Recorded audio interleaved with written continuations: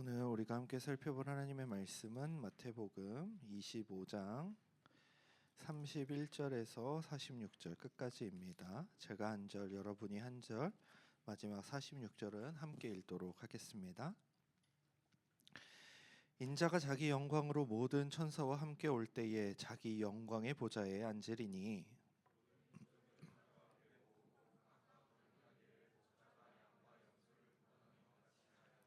양은 그 오른편에 염소는 왼편에 두리라.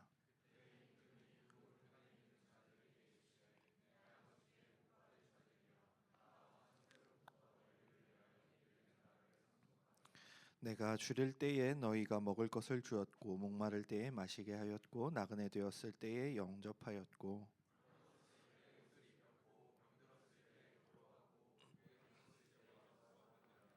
이에 의인들이 대답하여 이르되 주여 우리가 어느 때에 주께서 줄이신 것을 보고 음식을 대접하였으며 목마르신 것을 보고 마시게 하였나이까.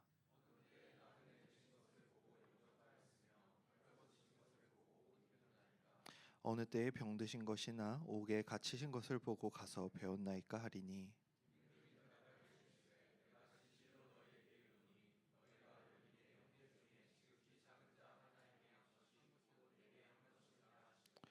또 왼편에 있는 자들에게 이르시되 저주를 받은 자들아 나를 떠나 마귀와 그 사자들을 위하여 예비된 영원한 불에 들어가라.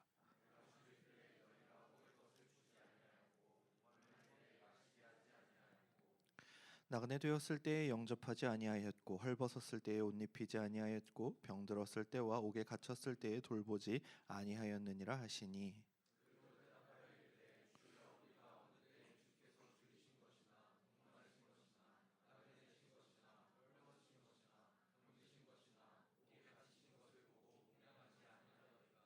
이에 임금이 대답하여 이르시되 내가 진실로 너희에게 이르노니 이 지극히 작은 자 하나에게 하지 아니한 것이 곧 내게 하지 아니한 것이니라 하시리니 그들은 영벌에 의인들은 영생에 들어가리라 하시니라.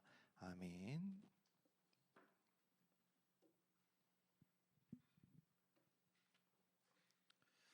우리는 지난주 앞선 1절에서 30절의 말씀을 통해 두 가지 비유가 가지는 의미에 대해 배웠습니다. 열처녀 비유를 통해서는 오는 시간은 남편의 몫이며 신부 들러리는 신부의 남편이 오기까지 불을 밝히며 기다려야 하는 일을 맡겼기에 남편이 늦어지는 날도 있었고 비가 오는 날, 바람이 많이 부는 날, 계절에 따라 너무 춥고 더운 날도 있었을 것입니다. 그러나 여기서 중요한 것은 들러리로서 맡은 일을 해야 한다라는 것이죠. 즉 그녀들은 남편이 올 때까지 불을 밝혀야 하는 것이 그들에게 맡겨진 일이요 그들이 감당해야 됐던 일이었습니다. 기름이 부족하다는 것은 들러리로서 맡겨진 일을 얼마나 가볍게 여기고 준비하지 못하였는지를 우리에게 알려줍니다. 즉 이들은 이날만큼은 결혼의 주인공인 신랑과 신부를 위해 준비되어야 하는 자들이며 혼인잔치가 잘 진행되도록 움직여야 합니다. 그리고 이 비유는 천국에 대한 비유였기에 우리는 이 말씀을 통해 우리의 신앙을 점검해야 합니다. 신앙 고백이라는 등을 가지고 있으나 날마다 성령 하나님으로부터 부어지는 믿음, 은혜, 사랑, 긍휼, 자비, 소망의 기름 부음을 받아서 우리의 이 등이 꺼지지 않도록 해야 하는 것이지요. 우리를 세상의 빛으로 부르신 예수 그리스도의 부르심에 순종하는 삶을 살아야 하는 것입니다. 또한 달란트 비유를 통하여 종이 주인의 명령에 순종한다는 것이 무엇인지 하나님께서 나의 삶 가운데 주신 달란트를 마치 없는 셈 치며 주인이 와서 우리에게 결산하시는 날 주인의 탓을 하는 종처럼 혹시 우리 삶에 주어진 하나님의 은혜들을 외면한 채 신앙에서 멀어진 삶을 살아가며 그것을 하나님 탓을 하고 있지는 않은지 성경이 우리에게 경고하는 말씀으로 함께 돌아보았습니다. 그리고 오늘 말씀이 이어집니다. 이 말씀은 양과 염소의 비유로 불리기도 하지만 은유로 보는 학자들도 있습니다. 오늘의 본문에서 양과 염소는 다른 무엇을 말하지 않고 둘로 나뉨을 표현하는 용도로만 사용되기 때문입니다. 예수님께서는 최후의 심판 혹은 마지막 날에 대해 말씀하십니다. 이 말씀을 끝으로 24장에서 시작되었던 예루살렘과 성전의 멸망에 대한 가르침으로 시작했던 그 말씀이 마무리됩니다. 그리고 오늘까지 끝으로 복음서를 잠시 쉬어가려고 합니다. 우리는 사복음서에서 연대기적으로 예수님의 삶을 따라가고 있기에 특히나 마지막 주 화요일에 이어지는 이 말씀이 어디서부터 시작되었는가 생각해 보아야 합니다. 물론 예수님의 모든 가르침과 사역은 그분이 이 땅에 오시기 전부터 세워졌던 놀라운 계획이지만 우리가 살펴보고 있는 이 화요일이 어떻게 시작되었는지 우리의 기억을 더듬어 올라가 보면 잎은 무성한데 열매를 맺지 못했던 무화과 나무의 죽음으로 이 화요일이 시작되었다라는 것을 우리는 볼 수 있습니다. 때가 되었을 때에 잎은 무성하지만 열매를 맺지 못하는 나무에 대해서 예수님께서 저주하셨고 그 다음 날 지나가다 보니 이 나무가 죽어 있었습니다. 이 죽음을 시작으로 예수님께서는 성전으로 들어가시죠. 참된 성전 되시며 하나님의 말씀이신 예수 그리스도를 향한 논쟁을 사람들과 하십니다. 이를 통해 이스라엘은 왜 영적 열매를 맺지 못했는지가 드러나게 됩니다. 예수님께서는 두 아들 비유, 악한 농부 비유, 버림받은 돌이 머릿돌이 되는 비유를 통하여 이스라엘의 지도자들을 비판하시고 이에 그들은 분노합니다. 다시금 예수님을 어려움에 빠지게 하는 자들이 세금 논쟁에 대해 언급하고 예수님께서는 로마 황제에게 바쳐야 하는 세금에 대한 논쟁을 통해 하나님의 형상으로 지음받았음에도 하나님께 참된 영광을 돌리지 않는 이 세대를 향하여 말씀하십니다. 이후 부활 논쟁, 종교 지도자들의 외식과 잘못된 경건, 율법주의에 대해 비판하시고 그들은 조상들과 마찬가지로 하나님의 말씀과 이를 전하는 선지자를 거부하였다는 사실과 함께 참된 하나님의 말씀이신 예수를 거부하고 있는 그들의 실상을 드러내십니다. 즉 예수님께서 지금 하고 계시는 모든 말씀을 돌이켜 볼 때 무엇을 떠올릴 수 있는가? 이들이 왜 무화과 나무처럼 열매 맺지 못했는가가 이 모든 비유 가운데 차곡차곡 담겨서 설명되고 있는 겁니다. 왜? 무화과 나무는 열매를 맺지 못하여 예수님께 저주를 받아 죽었거든요. 자, 그러면 이제 그 무화과 나무로서 보이는 이 이스라엘의 영적인 상태는 어떠한가입니다. 예수님께서는 무화과 나무를 비유로 동일하게 말씀하시죠. 너희도 열매가 없구나. 그리고 무엇을 또 가르쳐 주십니까? 그러니 너희도 저주받아 멸망하고 죽을 것이다를 알려주시는 것입니다. 그렇게 예수님께서는 헤롯이 완공한 성전의 화려함을 보시며 탄식하십니다. 다른 이들이 아닌 과부의 두 렙돈을 보시며 칭찬하시고 그러나 여전히 성전의 화려함과 웅장함, 즉 외적인 것에만 모든 시선을 빼앗기며 그 화려함을 칭송하는 제자들을 보시면서 예수님은 이 모든 것이 무너지고 멸망할 것을 말씀하십니다. 잎이 푸르르고 무언가 많아 보였던 무화과 나무가 죽은 것처럼 예수님께서는 이제 이 예루살렘과 성전의 멸망과 무너짐, 즉 죽음에 대해 말씀하십니다. 그리고 이는 사실 더 큰 의미를 담고 있었죠. 왜 그렇습니까? 사실 이제 이 형식적인 것들은 다 사라질 것인데 실제로 그 본체로서 존재하시는 예수 그리스도라는 성전도 이제 누구에게 죽임당합니까? 종교 지도자들과 유대인들에게 죽임당할 시간이 다가오고 있었습니다. 예수님께서는 그 화려한 성전이 무너질 것을 말씀하셨고 이 말씀에 대한 역사의 증인들이 바로 우리입니다. 무너진 성전은 다시 세워지지 않았습니다. 지금도 마찬가지죠. 이스라엘에 가면은 한쪽 벽면만 남아 있어서 그곳에서 정통파 유대인들이 죄다 손대고 울면서 기도하고 있습니다. 그래서 우리가 그 벽을 뭐라 부르죠? 통곡의 벽이라고 부릅니다. 저도 해봤어요. 가서 이렇게 손대고 울지는 않았고 그런데 그것처럼 아직 다시 지어지지 않았습니다. 오히려 그 성전이 지어졌던 자리에는 이슬람의 황금돔이라는 모스크가 지어져 있죠. 아이러니한 일입니다. 그런데 왜 이러한 성전은 다시금 복구되지 않은 것일까요? 완전한 성전 되시는 예수 그리스도께서 이미 세워지셨기 때문입니다.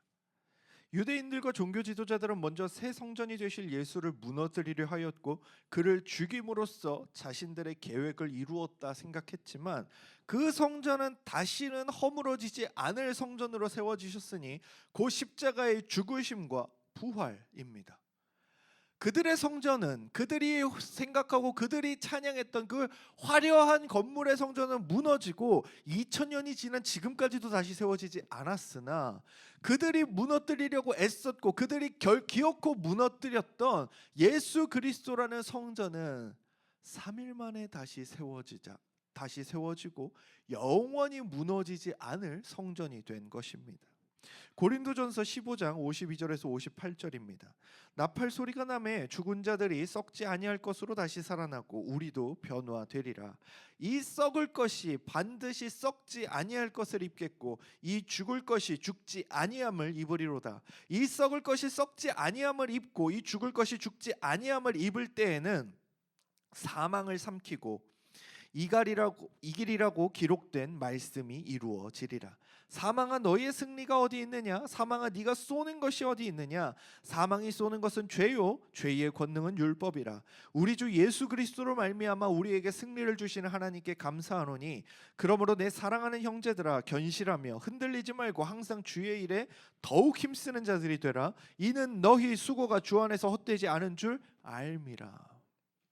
예수 그리스도의 그 다시 살아나심은 이제 우리가 그 예수 그리스도를 믿고 그분의 명령에 온전히 따르고 순종할 하나의 근거가 됩니다. 왜? 유대인들이 그렇게 지키고자 했던 그 성전은 무너지고 절대로 다시 세워지지 않았으나, 예수 그리스도라는 성전은 사람들의 손에 죽임당하여 무너진 것 같았으나 하나님이 다시금 그 성전을 세우심으로 말미암아 영원토록 무너지지 않을 우리의 새 성전이 되었기 때문입니다. 그리고 그러한 부활이 그를 믿는 모든 자들에게 있을 것이라고 말씀하시기 때문입니다. 바로 그 예수께서 예루살렘의 멸망과 성전의 무너짐으로 미리 보여질 온 세상의 마지막 날에 대해 말씀하셨던 것이 25장입니다. 예수님께서는 표적과 유혹에 휘둘리지 말고 오직 말씀에 의지하라 말씀하셨고, 언제보다 중요한 것은 반드시 그날이 온다는 사실과 그로 말미암아 우리가 깨어 있어야 한다는 사실이라는 것을 가르치셨습니다. 그렇게 하나님 나라와 주인이 오시는 날에 대해 지난주 두 가지 비유를 통해 우리에게 가르치셨죠. 그렇게 방금 말씀드린 모든 내용들은 예수님께서 제자들에게 그리고 우리에게 말씀하시는 말씀을 이해하는 데 큰 도움을 줍니다. 오늘 말씀 31절입니다. 인자가 자기 영광으로 모든 천사와 함께 올 때에 자기 영광의 보좌에 앉으리니. 예수님께서 다시 오시는 날에는 몇 가지 특징이 있는데요. 첫 번째로 예수님께서 자기 영광으로 모든 천사와 함께 오실 때 자기 영광의 보좌에 앉으신다는 점입니다. 현대인의 성경은 조금 더 직관적으로 번역합니다. 내가 영광 중에 모든 천사들과 함께 와서 내 영광의 보좌에 앉을 것이다. 우리는 예수 그리스도의 그 초림, 즉 우리가 살펴보고 있는 이 복음서의 삶을 함께 살펴보고 있는데요. 이 초림의 사역에서 예수님은 항상 아버지를 높이셨죠. 그렇게 우리에게 굉장히 낯선 예수님의 모습이 오늘 본문 가운데 드러나는 겁니다. 예수님께서는 자신을 낮추시고 자신을 종이라 하시고 자신을 순종하는 자라고 하시고 자신을 하나님 아버지 앞에서 아무것도 아닌 존재라고 말씀하시는데, 지금 이 말씀 가운데서는 예수 그리스도의 초림이 아닌 재림을 바라보며 하시는 말씀이기에 우리가 알던 예수 그리스도의 모습과는 너무나 낯선 모습이 등장합니다. 이제 예수님은 더 이상 자신을 낮추시지 않습니다. 오히려 아버지에게 모든 권세를 받은 인자로서 자신을 설명하십니다. 우리가 몇 주째 인용하는 빌립보서 2장 8절에서 11절입니다. 사람의 모양으로 나타나서 자기를 낮추시고 죽기까지 복종하셨으니 곧 십자가에 죽으심이라. 죽으셨어요. 그런데 이러므로 하나님이 그를, 즉 예수를 지극히 높여 모든 이름 위에 뛰어난 이름을 주사 하늘에 있는 자들과 땅에 있는 자들과 땅 아래에 있는 자들로 모든 무릎을 예수의 이름에 꿇게 하시고 모든 입으로 예수 그리스도를 주라 시인하여 하나님 아버지께 영광을 돌리게 하셨느니라. 자기 자신을 낮추시고 복종하사 죽으심까지 감당한 예수 그리스도의 온전한 순종으로 말미암아 하나님께서는 하나님이 세상을 이처럼 사랑하사 독생자를 주셨으니 이는 그를 믿는 자마다 멸망치 않고 영생을 얻게 하려 하심이라는 요한복음 3장 16절의 말씀을 그대로 이루셨습니다. 그렇기에 예수님께서는 십자가 사역을 마치시고 자신에게 주어진 놀라운 권능에 대해 마태복음 28장 18절을 통해 말씀하시는데 이렇게 말씀하시죠. 그래서 예수님은 제자들에게 가까이 오셔서 이렇게 말씀하셨다. 나는 하늘과 땅의 모든 권능을 받았다. 예수 그리스도의 모든 삶은 순종의 삶이고 낮고 겸손한 자의 모습이었습니다. 그런데 예수 그리스도께서 모든 백성을 위한 구속자로, 구원자로 십자가에 달려 죽으시고 다시 부활하셨을 때 그분은 더 이상 섬기는 종, 겸손한 왕의 모습이 아니라 이 세상의 모든 권세와 권력과 영광과 존귀를 부여받은 그러한 자로서 부활하신 겁니다.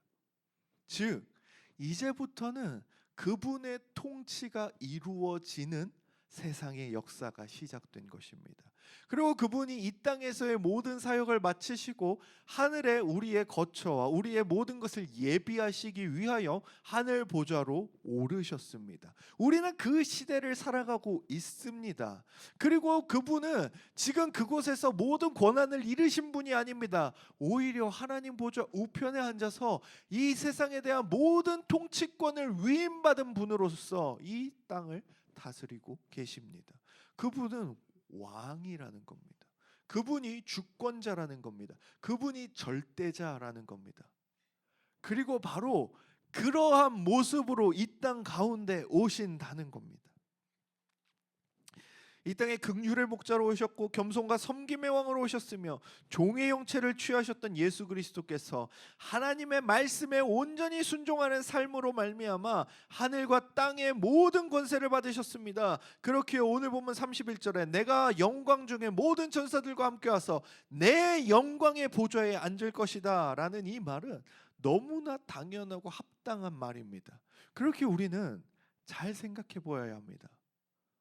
예수 그리스도의 초림과 재림의 그 사이를 살아가는 우리의 삶이 어떠해야 할 것인지를 생각해야 한다라는 겁니다. 둘째로 바로 이러한 영광과 권세를 가지신 예수님께서 다시 오실 때, 즉 재림하실 때 하시는 분명한 사역이 있다는 점입니다. 32절에서 33절입니다. 모든 민족을 그 앞에 모으고 각각 구분하기를 목자가 양과 염소를 구분하는 것 같이 하여 양은 그 오른편에 염소는 왼편에 두리라. 모든 민족을 모아서 구분하시겠다 말씀하십니다. 예수 그리스도의 초림은 모든 자들을 부르시기 위해 오셔서 누구를 부르셨는가? 누구를 복되다 하셨는가? 심령이 가난한 자, 애통한 자, 온유한 자, 의에 줄이고 목마른 자, 긍휼히 여기는 자, 마음이 청결한 자, 화평하게 하는 자, 의를 위하여 박해를 받는 자, 이러한 자들을 부르셨고 그런 자들을 복있다 하셨습니다. 모든 연약한 자, 귀신 들린 자, 부정한 자, 심지어 죽은 자까지도 부르셨지요. 그리고 그들을 회복시키시며 사랑하시며 하나님 나라를 선포하셨습니다. 그러나 이제 첫째 사역의 시간이 지난 것을 이야기할 때가 옵니다. 첫째 사역이 지금 예수님이 말씀하시는 이 시점에 끝났습니까? 끝나지 않았습니다. 예수님의 이 첫 번째 사역은 여전히 유효하고 여전히 진행되고 있습니다. 그리고 그 예수님의 첫 번째 사역은 오늘날도 진행되고 있습니다. 누구를 통하여? 제자된 우리를 통하여. 우리를 통하여 끊임없이 복음이 전파되고 작은 자들에게, 연약한 자들에게, 부족한 자들에게, 가난한 자들에게, 애통한 자들에게 하나님의 말씀이 전하여지고 있어야 되는 것입니다. 그것이 우리에게 맡겨진 사명이고 예수 그리스도의 초림의 사역이 여전히 이 땅 가운데 이루어지고 있음을 우리를 통해 증명되어야 하는 것이지요. 즉 그런데 예수님께서는 그 초림의 사역이 아직 마무리되지도 않은 그 시점 가운데, 그러나 자신의 그 초림의 사역이 곧 완성을 이루고 자신이 영광을 받으실 그 날이 눈앞에 다가온 그 시점 속에서 무엇을 말씀하고 계시는가? 내가 올 그날, 다시 올 그날, 내가 재림할 그날에 대해 말씀하고 계십니다. 왜? 그날이 끝이거든요. 예수 그리스도께서 초림에 오신 이유, 모든 자를 부르시기 위한, 선택한 자를 부르시기 위한 그 날의 마지막, 우리가 이 땅에 존재하며 복음을 전해야 될 이유가 끝나는 그 날에 대해서 말씀하시는 겁니다. 첫째 사역의 시간이 끝나는 그날, 재림의 날에 시작하시는 사역이 있으니 바로 구분입니다. 여기서 우리는 앞서 예수님이 말씀하셨던 그 수많은 비유들이 떠오릅니다. 또한 그 비유를 말씀하실 수밖에 없었던 이스라엘과 유대인 종교 지도자들의 모습도 떠오릅니다. 그렇게 예수님은 자신에게 주어진 십자가를 지시기 전 마지막까지 처절하게 외치십니다. 무화과 나무 가지가 연해지고 잎이 돋으면 여름이 가까운 줄 아는 것처럼 인자의 심판이 가까이 오는 것을 알아야 한다. 그 날이 온다라고 말씀하십니다. 노아 시대의 사람들처럼 일상에 매몰되어 심판의 날을 잊거나 놓쳐서 죽임당하는 일이 없도록 해라라고 말씀하십니다. 밭에 있었던 사람들처럼, 맷돌을 갈던 여자들처럼 누군가는 데려가지고 누군가는 버려질 것이다.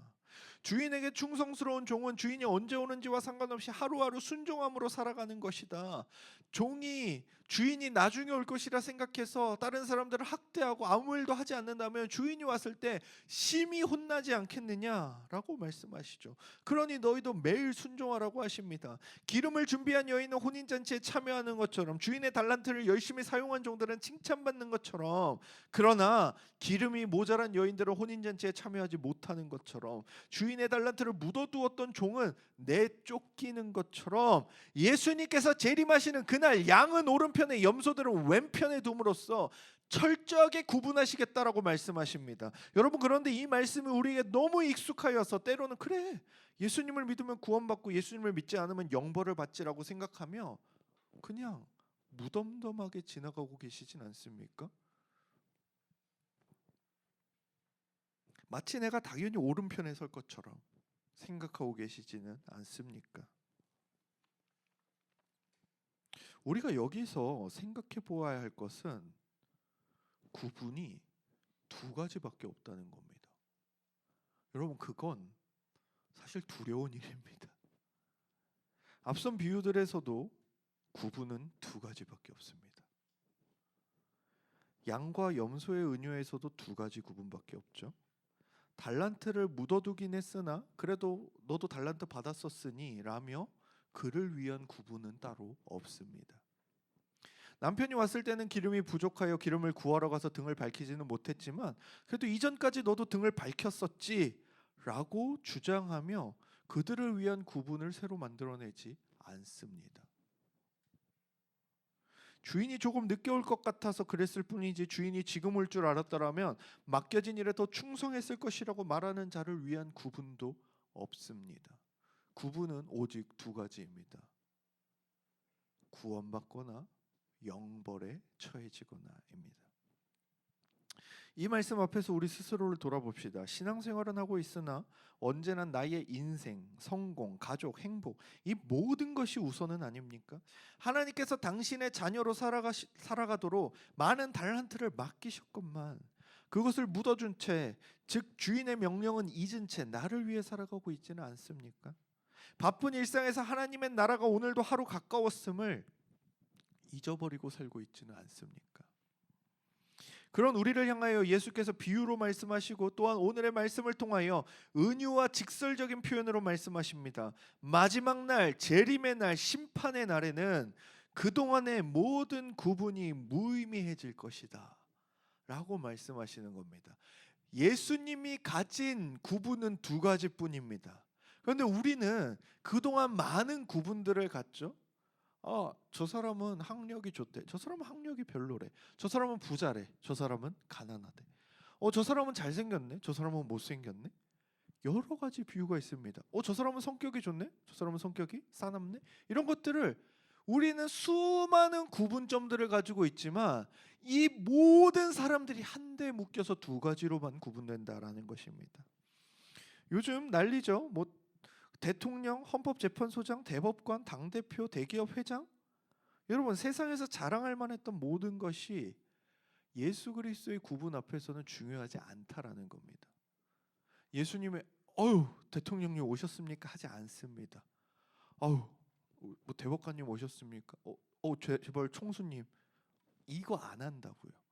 예수님 앞에서는 그 어떤 사람도 두 부류입니다. 양이거나 염소입니다. 또한 목사, 장로, 권사, 안수집사, 서리집사 등의 모든 직분도 무의미합니다. 여러분 목사면 양입니까? 아니요. 장로면 양입니까? 아니요. 직분이 구원을 보장하지 않습니다. 목사 중에서도 장로 중에서도 이러한 타이틀을 달고도 지옥에 떨어질 사람 너무나 많을 것입니다. 왜? 예수님 시대가 이미 증명하고 있지 않습니까? 바리새인과 서기관들을 향하여 예수 그리스도께서 뭐라고 하십니까? 저주하시지 않습니까? 우리 역시 마찬가지죠. 그 직분이 중요하지 않습니다. 여러분, 우리가 이 교회라는 조직을 이루기 위해 직분이 필요한 것은 맞으나 그 직분이 우리의 구원을 담보한다거나 우리가 무언가 그 사람들을 더 대단하게 여길 조건이 되지 않는다라는 것입니다. 그렇게 가장 두려운 일이 뭡니까? 여기서 실컷 떠들어 놓고 지옥 가면 그것만큼 억울한 일이 없다라는 겁니다.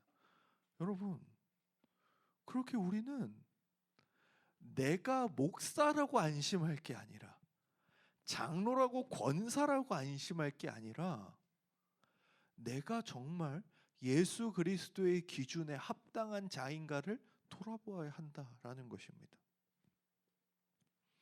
그러니 여러분도 마찬가지입니다. 여러분들이 좋게 보는 장로, 권사, 안수 집사들을 여러분들의 시선으로 봤을 때 좋은 것과 하나님의 기준으로 봤을 때 옳은 것은 다르다라는 겁니다. 이것을 철저하게 구분할 수 있어야 합니다.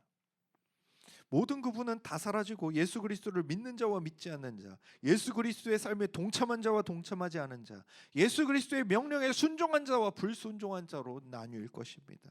그리고 셋째로 이러한 구분에 대한 왕의 기준은 지극히 작은 자를 어떻게 대했는가입니다. 이 땅에서 많은 사람들은 권력자와 작은 자를 철저하게 구분하지만 왕은 작은 자와 자기를 동일시합니다.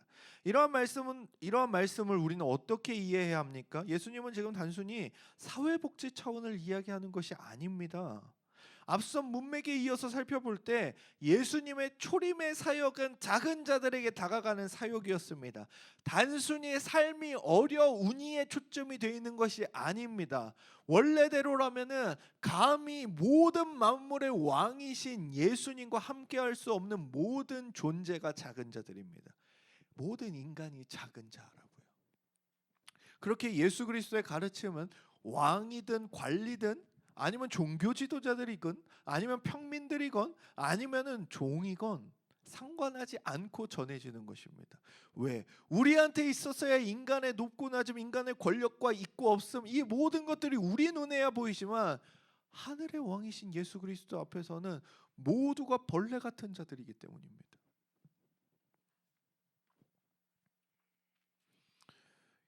그렇게 예수 그리스도께서는 이 땅에 오셔서 모든 작은 자들에게 다가가셨죠. 유대인들이 부정하다는 이유로 거부했던 사마리아인을 찾아가셨고 정결한 자들이 부정하다고 거부했던 병든 자들과 귀신 들린 자들을 찾아가셨습니다. 국가와 민족에 대한 배반자로 거부당했던 세리들을 찾아가셨고요. 사회적으로 지탄받던 창녀들을 찾아가셨습니다. 심지어 그분은 모든 자들이 찾아갈 수도 없는 죽은 자에게까지 찾아가셔서 그들을 살리시니 곧 나인성 과부의 죽은 아들과 죽어서 무덤에 묻힌 나사로를 찾아가셨습니다.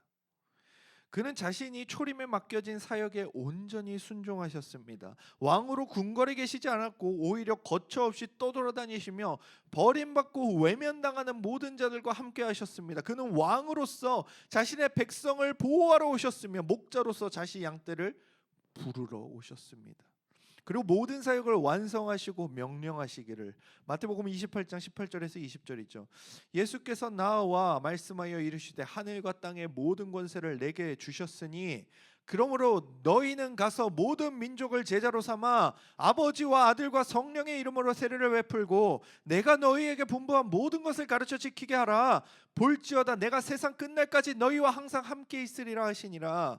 그리고 다시금 예수님의 마지막 때를 묻는 제자들을 향하여서도 말씀하시죠. 사도행전 1장 6절에서 8절입니다. 그들이 모였을 때에 예수께 여쭈어 이르되 주께서 이스라엘 나라를 회복하심이 이때니까 하니 이르시되 때와 시기는 아버지께서 자기 권한해 주셨으니 너희가 알 바 아니요 오직 성령이 너희에게 임하시면 너희가 권능을 받고 예루살렘과 온 유대와 사마리아와 땅 끝까지 이르러 내 증인이 되리라. 우리에게 예수님이 분부한 모든 것을 가르쳐 지키게 하라고 말씀하셨고 온 땅에 이르러 예수님의 증인이 되라고 말씀하셨습니다. 이 모든 것은 모든 성경에 기록되어 있고 특별히 복음서에 기록되어 있으나 오늘 본문 속에 요약 답안으로 정리되어 있습니다. 즉 예수님께서 분부한 것을 따라 지키는 삶이 무엇인가? 예수께서 이 땅 가운데 오셔서 살아냈던 그 순종의 삶에 동참하고 나 또 순종하는 삶이란 무엇인가가 오늘 지금 본문 가운데 34절에서 40절에 나와 있는 것입니다. 그때에 임금이 그 오른편에 있는 자들에게 이르시되 즉 양들에게 이르시되 내 아버지께 복받을 자들이여 나와 창세로부터 너희를 위하여 예비된 나라를 상속받으라. 내가 줄일 때에 너희가 먹을 것을 주었고 목마를 때에 마시게 하였고 나그네 되었을 때에 영접하였고 헐벗었을 때에 옷을 입혔고 병들었을 때에 돌보았고 옥에 갇혔을 때 와서 보았느니라. 이에 의인들이 대답하여 이르되 주여 우리가 어느 때에 주께서 줄이신 것을 보고 음식을 대접하였으며 목마르신 것을 보고 마시게 하였나이까? 어느 때에 나그네 되신 것을 보고 영접하였으며 헐벗으신 것을 보고 옷 입혔나이까? 어느 때에 병드신 것이나 옥에 갇히신 것을 보고 가서 배웠나이까 하리니 임금이 대답하여 이르시되 내가 진실로 너희에게 이르노니 너희가 여기 내 형제 중에 지극히 작은 자 하나에게 한 것이 곧 내게 한 것이니라 하시고. 여러분 임금의 오른편은 양이 구분되어 있던 장소입니다. 예수님께서는 자신의 초림의 사역에서 자신이 지극히 작은 자를 찾아갔던 그 사역에 동참한 자들을 양으로 부르신다고 말씀하십니다. 이는 우리에게도 동일한 말씀입니다. 여러분은 예수 그리스도께서 초림에 감당하셨던 복음서를 통해 보여주셨던 그 예수 그리스도의 삶에 동참하고 계십니까? 여러분들은 소외받는 자, 외면당하는 자, 미움받는 자, 중요한 여김을 받지 않는 자, 욕먹는 자, 버려진 자들에게 다가가고 계십니까? 아니면 어떻게든 힘을 쓰고 애를 써서 권력이 있는 자, 나를 더 높은 곳으로 이끌어 줄 자, 나를 더 성공하게 해줄 수 있는 자들을 향하여 나아가고 계십니까? 공동체 안에서도 마찬가지입니다. 여러분은 낮은 곳으로 향하고 계십니까? 여러분은 소외된 자들에게 손을 내밀고 계십니까? 아니면 여러분이 편한 자들과만 어울리고 계십니까? 여러분, 오늘의 말씀 가운데 우리는 자유할 수 있습니까? 하나님께서는 이런 자들에게 하나님의 나라를 상속받으라고 말씀하십니다. 이어서 이와 반대로 왼편에 구분되어 염소로 불리운 자들은 어떻습니까? 41절에서 45절입니다. 또 왼편에 있는 자들에게 이르시되 저주를 받은 자들아 나를 떠나 마귀와 그 사자들을 위하여 예비된 영원한 불에 들어가라. 내가 줄일 때에 너희가 먹을 것을 주지 아니하였고 목마를 때에 마시게 하지 아니하였고 나그네 되었을 때에 영접하지 아니하였고 헐벗을 때에 옷 입히지 아니하였고 병들었을 때와 옥에 갇혔을 때에 돌보지 아니하였느니라 하시니 그들도 대답하여 이르되 주여 우리가 어느 때에 주께서 줄이신 것이나 목마르신 것이나 나그네 되신 것이나 헐벗으신 것이나 병드신 것이나 옥에 갇히신 것을 보고 공양하지 아니하더이까? 이에 임금이 대답하여 이르시되 내가 진실로 너희에게 이르노니 이 지극히 작은 자 하나에게 하지 아니한 것이 곧 내게 하지 아니한 것이니라 하시니. 이들도 왕 앞에 불려왔습니다. 그리고 예수님을 향하여 주라는 호칭을 사용합니다. 그런데 무엇이 문제입니까? 그들은 예수 그리스도께서 초림의 시기에 가르치시고 삶으로 보이시며 행하였던 삶에 동참하지 않았습니다. 이 말씀 가운데 우리가 조금 눈여겨볼 것이 있습니다. 무엇입니까? 예수님의 말씀에 따라 살았던 자들, 지극히 작은 자들을 섬겼던 자들은 그 임금 되신 왕께서, 예수께서 너희가 나를 참으로 잘 섬겼다라고 말씀하실 때 어떻게 말합니까? 주님, 제가 언제 주님을 섬겼습니까? 제가 언제 주님을 돌보았습니까? 제가 언제 주님에게 먹을 것을 드렸고 언제 주님의 옷을 입혀드렸습니까? 라고 묻습니다. 그리고 그렇게 섬기지 않았던 자들도 동일하게 묻습니다. 제가 언제 그렇게 하지 않았습니까? 제가 그렇게 하지 않았다고요? 제가 언제 그랬습니까? 제가 언제 주님을 모른 척 했습니까? 여기서의 핵심은 무엇입니까? 섬겼던 자들은 그들이 높아 보이기 때문에 섬긴 게 아니라는 겁니다. 그들이 진정 낮은 자임에도 불구하고 섬겼다라는 겁니다. 그들을 통해서 무언가 유익을 얻을 수 있을까? 그들을 섬김으로 말미암아 나의 어떤 잘난 척을 할 수 있을까? 그들을 섬김으로 말미암아 나의 자비로움과 나의 긍휼과 나의 이 신앙의 기품이 드러나지 않을까를 위한 것이 아니라는 겁니다. 그들은 그저 예수 그리스도께서 사랑으로 말미암아 사마리아 여인에게 찾아가셨듯, 귀신 들린 자에게 찾아가셨듯, 세리에게 찾아가셔서 같이 욕을 얻어 먹으셨듯, 창녀들에게 찾아가셨듯 찾아간 겁니다. 무엇입니까? 자기를 그들보다 더 나은 사람으로 여기지 않는 겁니다. 자기를 지극히 낮추는 겁니다. 그래서 그 사람들을 나보다 더 나은 존재로 인정하는 겁니다. 여러분, 이것이 예수께서 우리에게 가르치시는 삶입니다. 그리고 이것이 하나님 사랑과 이웃 사랑입니다. 이웃을 사랑하라는 것은 어떤 다른 것이 아닙니다. 어린 아이와 같이 되라는 것은 어떤 다른 것이 아닙니다. 바로 이런 것을 말하는 겁니다. 그 사람을 통해서 하나님이 나를 좋게 보시겠지가 염두되지 않는 겁니다. 단순히 무엇입니까? 예수께서 저들을 사랑하셨으니 나도 저들을 사랑하는 것. 내가 이것으로 무언가 더 나아지고 대단해지는 것이 아니라 나에게 명령된 것이 이것이니 순종하는 것.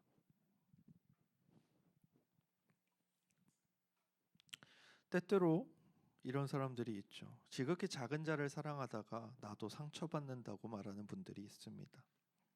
맞습니다. 힘든 일입니다. 어려운 일입니다. 때때로 그들이 가진 상처가 우리를 찌를 때도 있습니다. 그러나 우리에게 중요한 것은 내가 상처받는 것보다 하나님의 말씀에 순종하는 것입니다. 이를 들으며 저를 또 T라고 욕하지 마십시오. 하나님 나라는 감정에 달린 것이 아니라 순종에 달린 것입니다. 그러니 무엇을 하셔야 되냐면, 저 사람 때문에 나도 상처받았어, 그러니 안 할래가 아니라 상처를 받고 찔리고 눈물이 나고 패이고 하는 그 모든 것들을 끌어안는 겁니다. 왜? 그게 순종이니까. 오늘 영화부에서 성전을 재건하는 이스라엘 백성에 대한 말씀을 나누었는데요. 아수르, 바벨론, 그리고 페르시아 땅에서 70년 가량 포로로 살았던 이스라엘 백성에게 하나님께서 고레스 왕에게 명령하셔서 그들이 다시금 자신들의 고향으로 돌아올 수 있도록 길을 열어주십니다. 그래서 말씀이 어떻게 시작하냐면, 하나님께서 예레미야에게 하신 말씀을 기억하셔서 70년이 되사 그 고레스 왕의 칙령을 발표하여 그들이 고향 땅으로 돌아오게 하십니다. 심지어 고레스 왕이 성전에서 있었던 그릇이며 몸에 다 돌려줍니다. 70년 동안 잘 보관하고 있다가 그래서 다 돌려줘서 그것들을 가지고 사람들이 기쁘게 돌아오죠. 그리고 성전의 기초를 딱 닦습니다. 그리고 막 기뻐 눈물을 흘리기도 하고, 나이가 많은 사람들, 이전 솔로몬의 성전을 보았던 사람들은 슬퍼서 울기도 합니다. 우리의 연약함 때문에, 우리의 죄지음 때문에 무너졌던 이 성전, 이제 우리 하나님의 은혜로 다시 세우는구나. 그런데 그 다음 말씀이 뭔지 아십니까? 대적들이 나와서 성전 짓는 것을 방해합니다. 여러분, 이상하지 않습니까? 성전을 누가 지으라고 했어요? 하나님이 지으라고 했습니다. 그런데 지금 어떤 상황이 발생하고 있습니까? 성전 짓는 것을 방해하는 자들이 몰려온다니까요. 여러분, 착각하지 마세요. 하나님께서 여러분에게 하나님의 뜻에 순종하는 삶을 살아라고 명령하셨을 때는 여러분들이 하나님의 뜻에 순종하며 살기에 너무 기쁘고 행복한 그런 상황과 환경을 허락해 주시는 게 아니라고요. 여러분들에게 어떠한 상황이 닥칩니까? 욥과 같은 상황이 닥칩니다. 모든 것을 앗아갑니다. 건강도 앗아가시고요, 가족도 앗아가시고요, 여러분의 모든 행복을 앗아가실 수도 있습니다. 그런데 욥이 뭘 안 합니까? 하나님을 원망하지 않습니다. 그리고 그것이 옳습니다. 그리고 이후에 모든 사람들의 삶을 보십시오. 선지자들 중에 하나님 말씀 제대로 전해가지고 부귀영화를 누리는 선지자가 누가 있습니까? 죄다 비참하게 죽습니다. 목이 잘려 죽거나 눈이 뽑히거나 다 그렇게 죽습니다. 이상하지 않습니까? 하나님의 명령에 따라 살았는데 왜 그런 처참한 몰골로 죽어야 한다는 말입니까? 그런데 예수 그리스도의 제자 사도들을 보십시오. 멀쩡하게 죽은 사람 사도 요한 정도밖에 없습니다. 사도 요한도 그 삶이 행복했습니까? 아니요. 기름에 튀겨졌다니까요. 산채로. 그런데 안 죽었다고. 무엇을 말합니까? 하나님이 나에게 소명 주셨다는 것이, 여러분에게 사명을 허락하셨다는 것이, 그 사명과 소명을 이루기 위한 모든 환경과 모든 상황을 여러분들이 하기 좋게 쉽게 기쁘게 만들어 주시는 것은 아니라는 겁니다. 우리에게 주어지는 상황은 하나님의 뜻에 맞게 주어집니다. 그래서 무엇이 옵니까? 고난이 오고요, 시련이 찾아옵니다. 다윗은 왕으로 기름 부음 받고 어디로 도망가야 됩니까? 사울 왕 때문에 유대 광야를 10년을 도망 다녀야 됩니다. 그리고 블레셋 나라에 가가지고 미친 척을 해야 합니다. 수염에 침을 질질 흘려야 했습니다. 그렇게라도 살아남아야 했습니다. 우리의 삶도 마찬가지입니다. 우리의 신앙의 여정도 마찬가지입니다. 우리에게 하나님이 하나님의 백성으로 자녀로 살아가라고 명령하신 그 명령이 족한 것입니다. 우리의 상황과 환경이 아무리 안 좋더라도 우리는 무엇을 해야 됩니까? 명령에 순종해야 됩니다. 명령을 이루어야 합니다.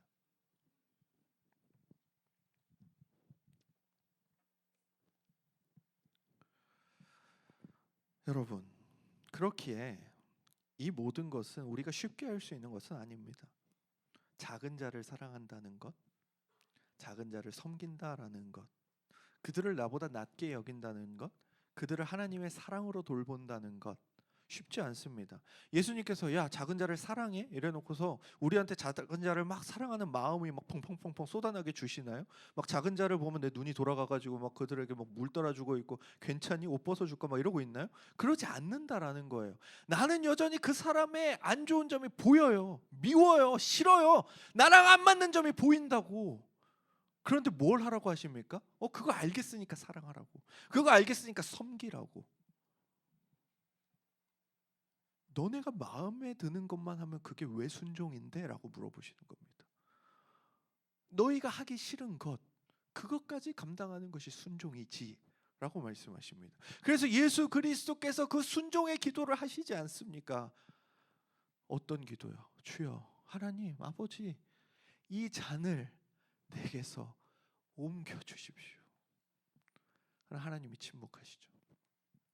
왜? 예수 그리스도께서는 지금 단순히 죽음이 두려운 게 아닙니다.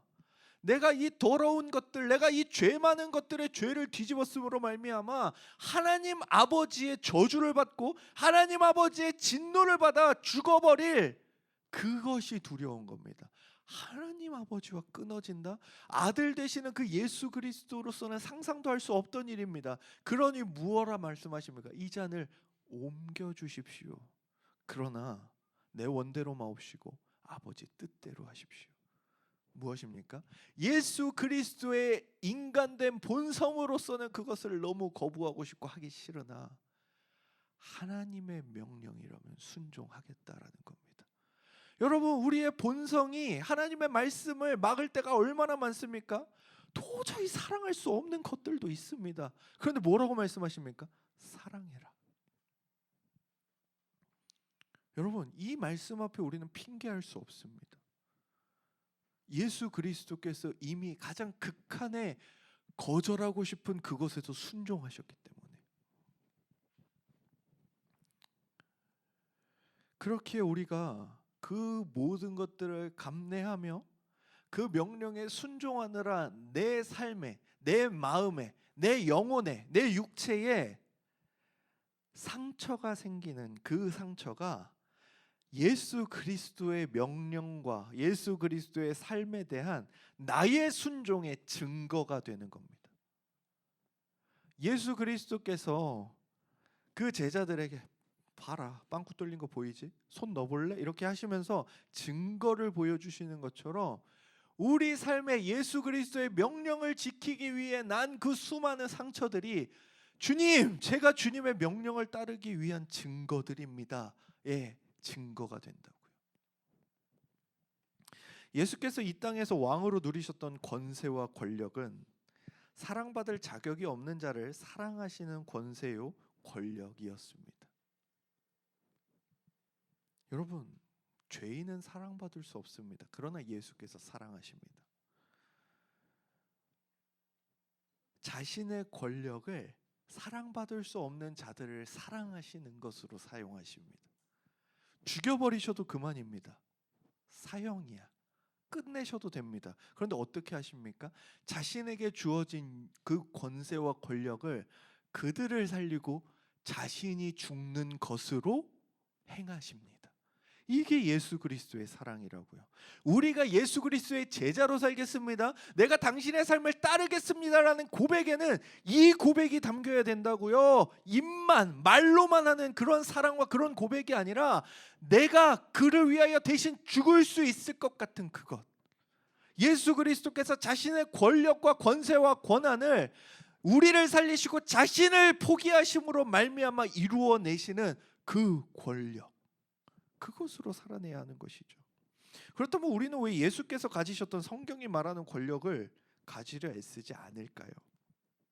이미 세속적인 가치관과 세상의 권력의 달콤함에 젖어서 성경이 말하는 참 권력, 즉 사랑할 수 있는 권력, 희생할 수 있는 권력, 섬길 수 있는 권력이 권력으로 안 다가와서 그래요. 달콤하지 않은 겁니다. 쓰게 느껴지는 겁니다. 더럽게 느껴지는 겁니다. 아유, 이래 버리는 겁니다. 이게 무슨 권력이야? 난 이런 거 원하지 않았어. 어떻게 된 거죠? 우리의 관점이 흐려진 겁니다. 참된 것이, 영광스러운 것이, 즐거워야 하는 것이 싹 가려져서 힘들고 어렵고 나쁘게 느껴지는 겁니다. 그러나 여러분, 46절의 말씀을 기억합시다. 그들은 영벌에, 의인들은 영생에 들어가리라 하시니라. 영원하고 완전한 구분의 날이 오늘도 하루 다가왔습니다. 여러분, 예수님이 언제 오실지 몰라요. 그런데 분명한 건 하루 더 가까워졌습니다. 그리고 오늘도 다가오고 있고 오늘 하루 지나면 또 가까워집니다.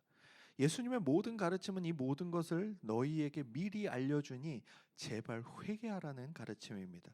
이러한 예수님의 가르침에 대해 바울 역시 말하죠. 로마서 12장 2절입니다. 너희는 이 세대를 본받지 말고 오직 마음을 새롭게 함으로 변화를 받아 하나님의 선하시고 기뻐하시고 온전하신 뜻이 무엇인지 분별하도록 하라. 말씀을 맺겠습니다. 여러분, 이전 것은 지나갑니다. 예수 그리스도의 재림도 속히 올 것입니다. 우리 인생의 종말은 더 빨리 올 수도 있겠죠. 이전 것이 지나간다는 것은 무엇인가? 우리가 지금 누리고 있는, 우리가 지금 바라보고 있는 모든 것이 지나간다는 것입니다. 쟤는 대기업 다니네? 쟤는 돈을 많이 버네? 쟤 좋은 차 타네? 쟤 좋은 집 사네? 쟤 금수저네? 했던 모든 것들이 지나갑니다. 쟤 가난하네? 쟤 힘드네? 쟤 학업도 별로네? 쟤 멍청하네? 쟤 좀 아픈 것 같네? 이 모든 것들도 다 사라진다는 겁니다. 그리고 두 가지 기준만이 서는 그날이 온다는 겁니다. 구분. 믿는 자들과 믿지 않는 자들. 여러분, 제가 의경 시절에 경찰서 이렇게 강당을 청소하다가 거의 노예예요. 하늘을 이렇게 보면서 시간이 언제 가나 했던 그 이경 때, 그러니까 이등병 때의 그 시간이 저는 오늘도 생생합니다. 제가 그때 그 생각을 했거든요. 그 경찰서에서 이경이라 눈치 엄청 봐야 돼요. 막 닦다가 나를 안 볼 때나 겨우 허리 펴고 그때 이제 하늘을 보면서 언제까지입니까? 라는 그 생각을 했던 게 지금도 너무 생생합니다. 그런데 어느새 저는 전역한 지 13년이 지났습니다. 이처럼 군대를 생각해 봅시다. 제가 의경 생활을 하면서 참 희한해요. 거기만 들어가면 사람들이 조금 바보가 되는 것 같은데 막 거기에서는 막 가치 있게 여겨지는 몇 가지들이 있어요. 뭐 A급 보급품들 막 이러면 그거에 막 사람들이 혈안돼. 그거 사실 쓸 데도 없거든요. 조금 더 깨끗하다는 이유로, 조금 더 반짝인다는 이유로 다 막 미친 듯이 권력을 거기에 사용합니다. 새거에 가까웠던 H반도 아니면 짬찌들보다 좋은 침상 뭐 이런 것들, 음어로만 대화할 수 있을 정도로 익혔던 그 무전 용어 등 그 모든 것들은 사실 2년 지나면 쓸모 없습니다. 여러분 제가 여기 와가지고 제 의경 시절 입었던 옷 자랑할까요? H반도 A급이라고 막 자랑할까요? 막 무전 용어 막 제가 여기서 막 외워 볼까요? 막 쓸모가 없는 겁니다. 왜? 그건 거기서 한시적으로 사용되던 겁니다. 전 이제 전역하면서 어디로 돌아와야 되죠? 사회로, 현실로 돌아와야 하는 거죠. 노예 같았던 삶을 버리고 이제 자유인으로서 살아가는 삶에 적응을 해야 되죠. 단아까 말투를 버려야 되죠. 까까머리를 버려야 돼요. 군대적 사고를 버려야 돼요. 우리의 삶이 그렇습니다. 여러분 한 7, 80년 사는 인생 가운데 2년이 길다면 길지만 굉장히 짧게 지나갑니다. 하물며 우리는 영원히 살 거라니까요. 여러분들이 예수 그리스도를 믿든 안 믿든. 근데 한 존재는 영원히 하나님과 함께 살고 한 존재는 영원히 형벌받을 것입니다.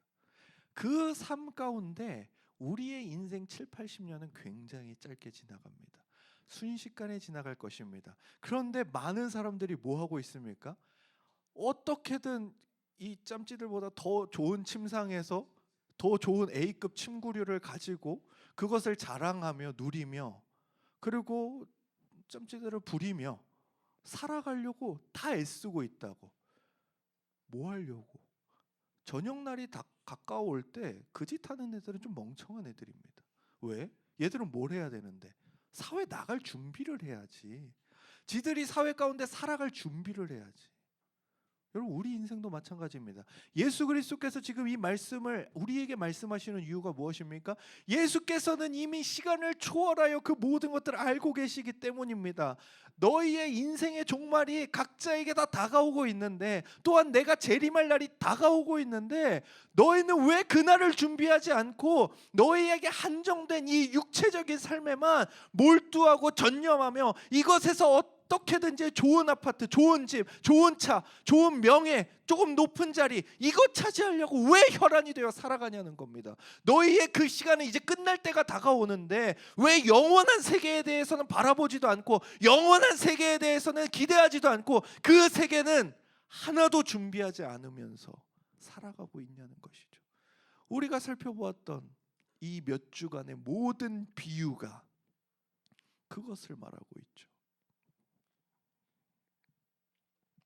여러분 물론 군대에서 배우는 것이 다 가치 없는 건 아닙니다. 가족의 소중함, 그리고 성령의 열매 중 하나인 오래 참음과 충성 이런 것들을 강제로 배웁니다. 자유가 얼마나 소중한 것인지 이런 것들을 깨닫죠. 공동체 생활에 대해서도 이 땅에서 우리의 삶이 그렇다고요. 하나님 나라가 임할 때 우리는 미련 없이 이 땅의 모든 것을 내려놓아야 하는데 이 땅에서의 순종과 믿음과 영적인 분투 이 모든 거는 가치 있게 남는다고요.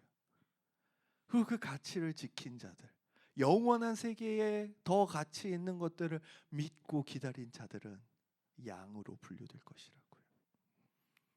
여러분 이것들이 우리를 더 나은 성도로 더 철든 하나님의 자녀로 만듭니다. 그러니 여러분 오늘에 매몰되지 마시고 하나님 나라를 바라보십시오.